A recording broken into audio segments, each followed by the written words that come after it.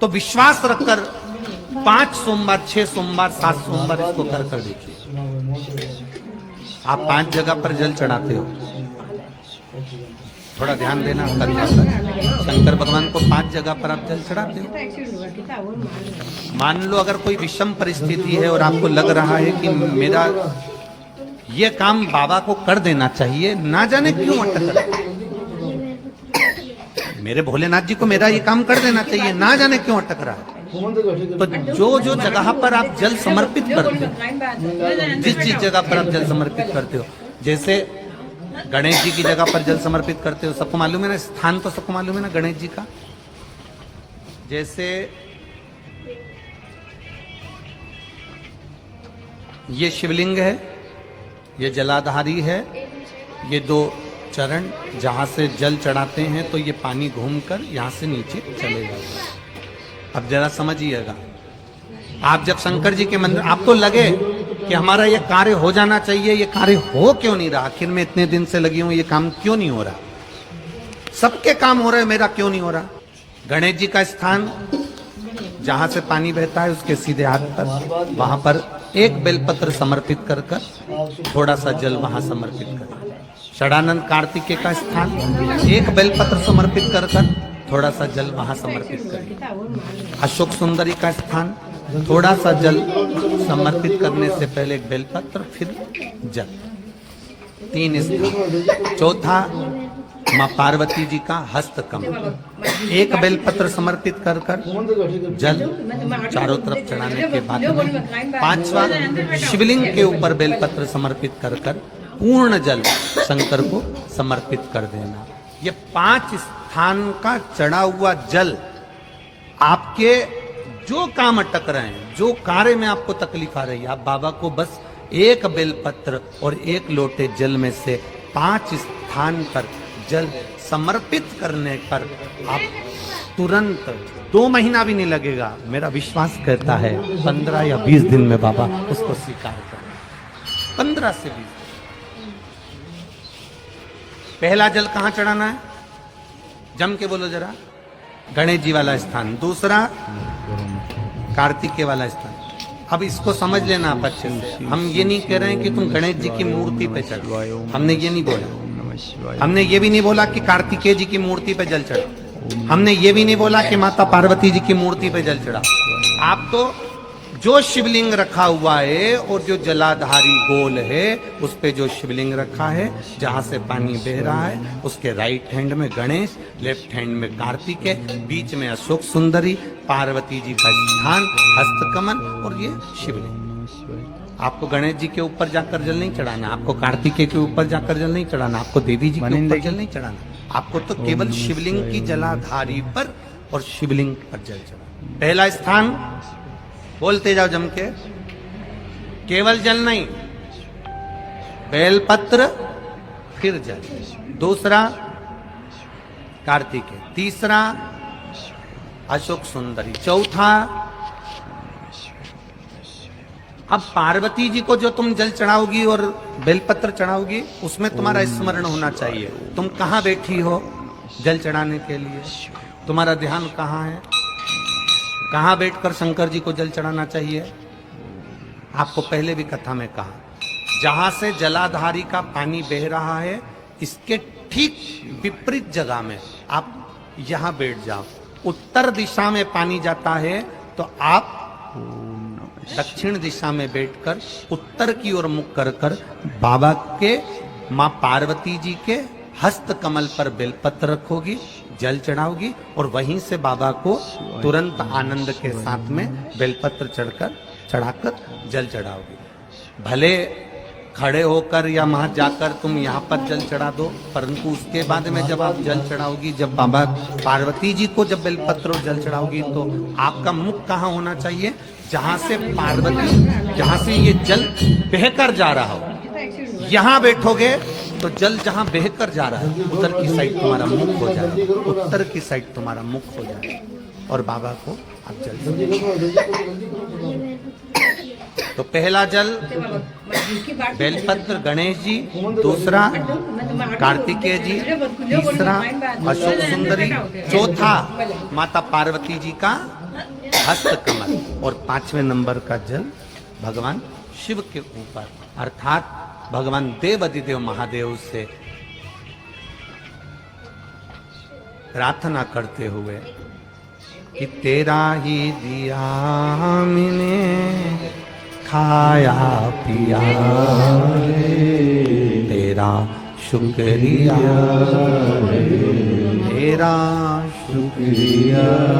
बाबा से प्रार्थना करते हुए, बाबा से अपने दिल की बात कहते हुए, बाबा से अपने मन की बात कहते हुए, अपने हृदय की बात भगवान देवाधिदेव महादेव से कहते हुए ये 5 स्थान पर चढ़ाया गया जल आपके मनवांचित फल की आपको सुख का अनुभव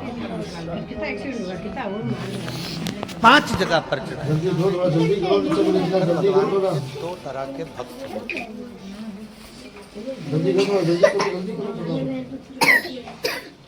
स्वयं भगवान शिव पार्वती जिसे कहते हैं पार्वती 2 तरह के भक्त, दूसरा फल की तरह, एक फूल की तरह, एक फल की तरह। भगवान शंकर का जो भक्त होता है वो 2 तरह का होता है। जैसे वृक्ष है उसमें फूल भी आया और फल भी आया, उसमें फूल भी लग रहा है फल भी लग रहा है। जल्दी करो भीड़ होगी तो टाइम ना लगो। पीछे की आवाज बढ़ाइए, पीछे की आवाज बढ़ाओ। 2 तरह के शिव जी के भक्त हैं, भगवान शंकर के भक्त 2 तरह के। जैसे वृक्ष में फूल भी लग रहा है फल भी लग रहा है, उसी तरह 2 तरह के भक्त होते हैं, फूल की तरह एक फल की। अब हम डबरा की जीजियों से पूछें, डबरा के जीजाओं से पूछें, बेटियों से पूछें, बेटों से पूछें, बुजुर्ग माता पिता से पूछें कि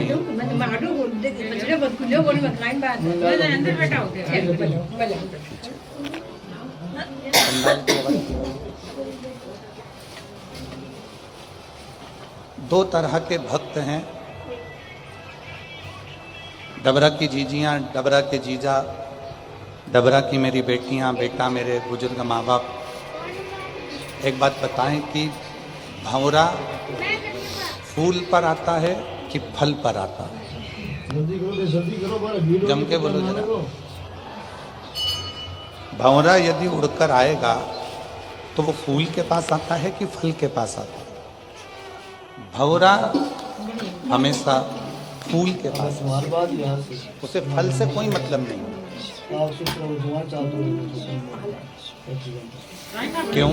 क्योंकि फूल सुगंध देता है, फूल रस देता है। भंवरा फूल के पास आता है और कीड़े फल के पास आते हैं। शिव महापुराण की कथा में शिव जी पार्वती जी से काशी में 2 भक्तों की बात,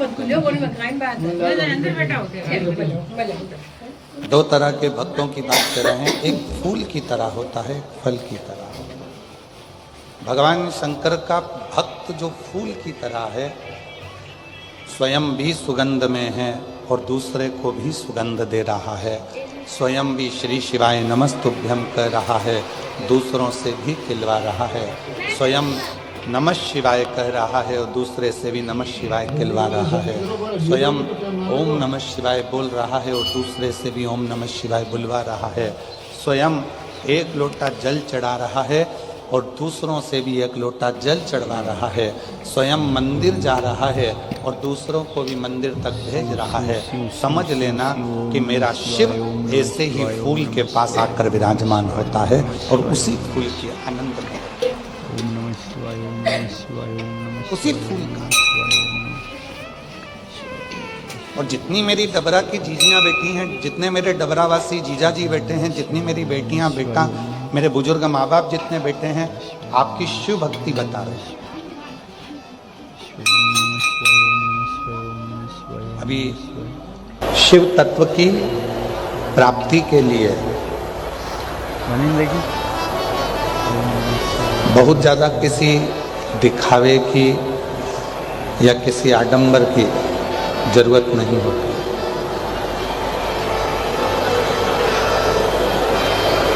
शिव महापुराण की कथा कहती है कि हम जिस मंदिर में भगवान शंकर को रिझाने के लिए, जिस शिवालय में भगवान शिव को मनाने के लिए जाते हैं, पहले तो उस शिवालय के प्रति आपका विश्वास दृढ़ होना चाहिए। आपके मन में यह भाव नहीं आना चाहिए कि यह मंदिर तो अभी थोड़े दिन पहले ही बना है। आप में से कई मेरी जीजियाँ, मेरे जीजा, मेरी बेटियाँ, बेटा, मेरे बुजुर्ग माँ बाप ऐसा विचार कर लेते हैं कि हमारे पास में घर के नज़दीक में एक नया मंदिर बना है, तो उसके मन में यह आ जाता है कि यह नया मंदिर है, वो पुराना मंदिर है। यह नया मंदिर है, वो प्राचीन मंदिर है।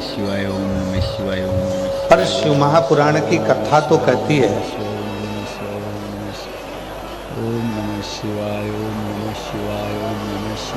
कि मनुष्य तो मनुष्य है ना। कई लोग कह देते हैं ये पुराना मंदिर है, ये नया मंदिर है, ये प्राचीन मंदिर है, ये नया मंदिर है। एक बात आपसे पूछें, छोटा सा बच्चा है, चाहे वो 4 साल का है, चाहे वो 3 साल का है, चाहे वो 3 महीने का है, चाहे वो 3 दिन का है, चाहे वो 30 साल का है, चाहे वो 35 साल का है, चाहे वो फिर 75 वर्ष का हो गया, 80 वर्ष का हो गया, 90 वर्ष का हो गया, 100 वर्ष का हो गया। यदि किसी व्यक्ति ने उस व्यक्ति को त्राण दिया, कोई परेशानी दी, कोई कष्ट दिया, तो सजा तो वही की वही है जो 10 साल के बच्चे की है, वो 25 साल के व्यक्ति की है, 3 महीने के बच्चे की है, चाहे वो 90 साल के व्यक्ति की। तुमने अगर उस बच्चे को कष्ट दिया है, चाहे वो 3 महीने का है, 6 महीने का है, 6 साल का है, 12 साल का है, 18 साल का है, 25 साल का है, कोई 50 साल का है, कोई 100 साल का है, उसको अगर तुमने कष्ट दिया है तो आपको सजा उतनी ही भोगना पड़ेगी। ओम नमः शिवाय। उसी तरह ओम नमः शिवाय, ओम नमः शिवाय। नए मंदिर में चाहे भगवान शंकर बैठे हों, चाहे प्राचीन पुराने मंदिर में भगवान शंकर बैठे हों, आप किसी भी मंदिर में जाकर 1 लोटा जल चढ़ाओगे, फल उतना ही प्राप्त होगा जितना 12 ज्योतिर्लिंग में जल चढ़ाने से प्राप्त है। फल उतना ही मिल, फल वैसा कि वैसे ही प्राप्त होगा। कई लोगों के मन में भ्रम हो जाता है कि नहीं साहब, अमरनाथ जी जाएंगे तो भगवान शंकर मिलेंगे, केदारनाथ जी जाएंगे तो भगवान शंकर मिलेंगे, काशी जाएंगे तो भगवान शंकर मिलेंगे, उज्जैनी जाएंगे तो भगवान शंकर मिलेंगे। ओम नमः शिवाय, ओम नमः शिवाय। मिलेंगे शब्द क्या है? मतलब अभी भी आपके अंदर ये भाव है कि भगवान मिलेंगे। और शिव महापुराण की कथा कहती है कि कंकर कंकर में शंकर है, उसको मिलने की देरी नहीं होती, बस हृदय में उसके प्रति ज्योत और विश्वास जगाइए, वो आपके भीतर प्रकट हो जाए। हम परमात्मा को कहाँ ढूंढ रहे हैं? मंदिरों में। हम परमात्मा को कहाँ ढूंढ रहे हैं? तीर्थों। पर परमात्मा तो हमारे हृदय में, हमारे घरों में नित्य निवास करता है। एक हमारे सनातन धर्म में एक बात कही जाती है, पति परमेश्वर। बोलो सही है कि गलत है? बोलते कि नहीं बोलते? पति परमेश्वर।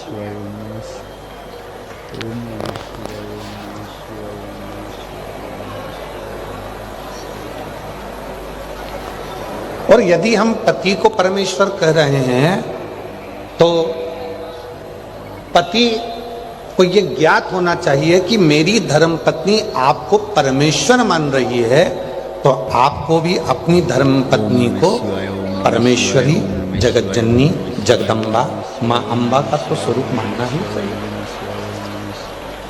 ओम नमः शिवाय, ओम नमः शिवाय, ओम नमः शिवाय। शिव पुराण कहती है अगर घर के बुजुर्ग को हम कहते हैं ये हमारे माता पिता, ये भगवान का स्वरूप है, तो घर में रहने वाली बहू और बेटे भी तो भगवान का स्वरूप है।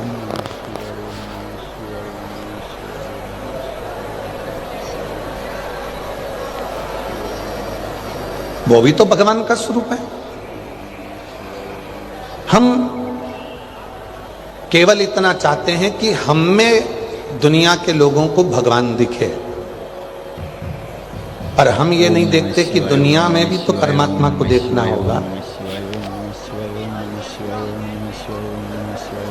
तुझ में राम, मुझ में राम, सब में राम समाया है, और जित देखो उत राम की माया है। जहाँ देखो राम की है।